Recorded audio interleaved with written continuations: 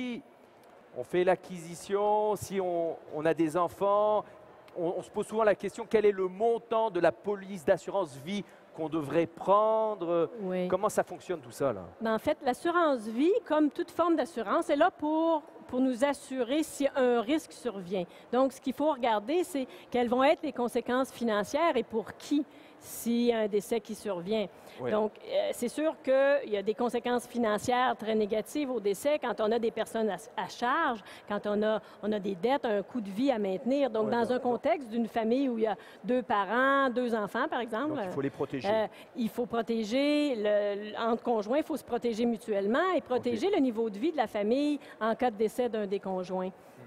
Donc, on va, à ce moment-là, faire une évaluation pour voir quel est le besoin en protection d'assurance vie. D'accord, mais si une personne, par exemple, a un conjoint et 2 enfants, est-ce qu'il y a un montant standard? Est-ce qu'on doit mettre que 20 000 ou 30 000 ou 80 000? Un montant magique? Un montant magique, en Un montant quelque sorte, magique. ouais. J'ai déjà entendu des multiplicateurs de dire, ah ben tant de fois ton revenu et tout.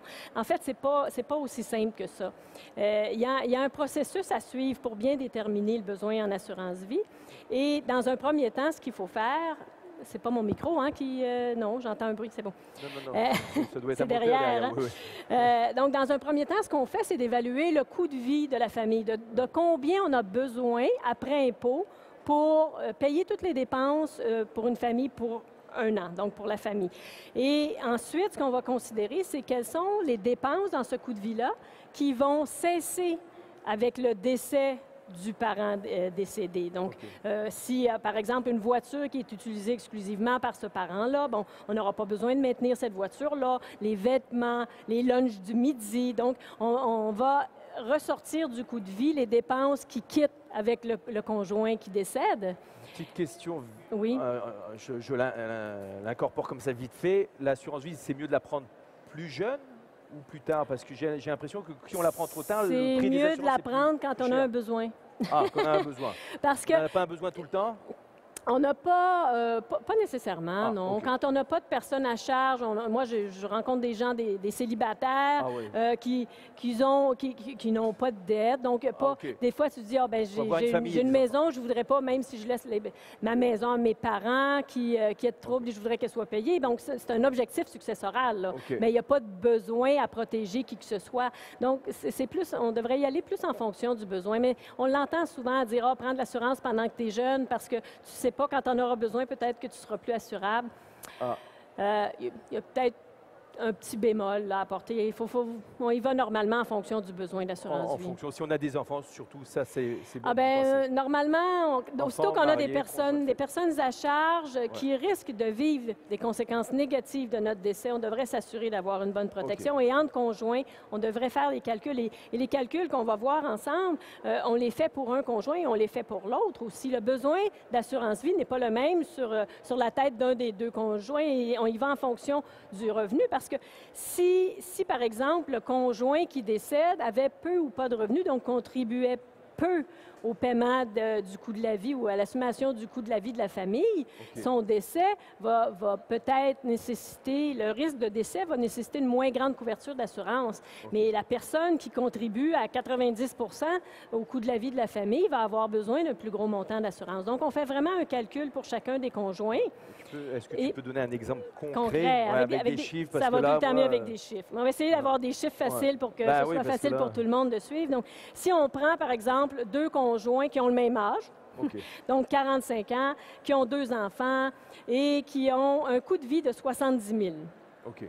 Donc, un coût de vie après impôt, bien entendu. Quand on parle de coût de vie, on parle toujours de combien j'ai besoin après avoir payé mes impôts pour payer mes dépenses de la famille, là.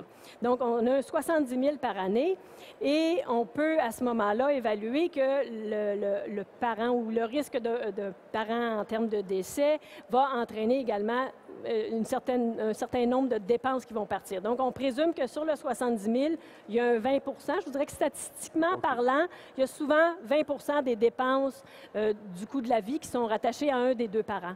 Donc, avec le décès d'un des deux parents, il y a 20 du coût de la vie qui part. Donc, si on passe à ce moment-là de 70 000 à 56 000, donc 20 c'est 14 000, là, 20 de 70 000.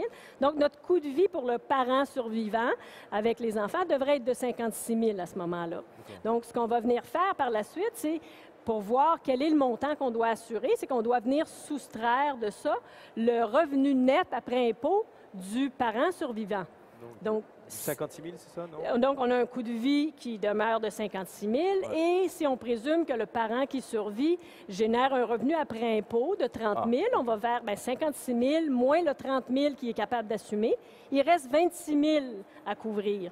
Donc, dépendamment du nombre d'années qu'on veut couvrir, et si dans notre coût de vie, on avait prévu de l'épargne pour financer la retraite, on pourrait décider qu'on va couvrir, par exemple, 20 ans pour amener la personne à 65 ans, soit l'âge où elle peut prendre la retraite, elle peut prendre sa retraite et pour laquelle il y a des épargnes qui ont été prévues pour financer son coût de vie rendu là. Ouais, mais par exemple... Donc, on va avoir 20 ans de protection à 26 000 par année. Si on présume que le montant d'assurance qu'on reçoit, on va l'investir et qu'il va générer après impôts et inflation zéro, là, pour faciliter notre calcul, on fait 26 000 fois 20. Donc, il y a un besoin d'assurance ici de 520 000 520 000 $.